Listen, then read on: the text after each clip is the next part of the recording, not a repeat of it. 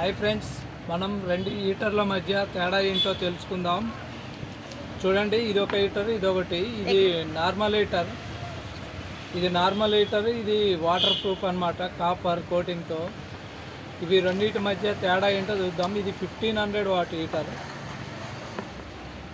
ఇది 1500 what heater అనమాట. ఇది స్క్రూ టైప్ ఉంటుంది. ఇది హోల్డర్ ఇప్పుకొని మనం వైర్లు కాలిన తెగిపోయినా, ఇవి వైర్ ఒకవేళ ఫెయిల్ అయినా కూడా ఇది మార్చుకోవచ్చు.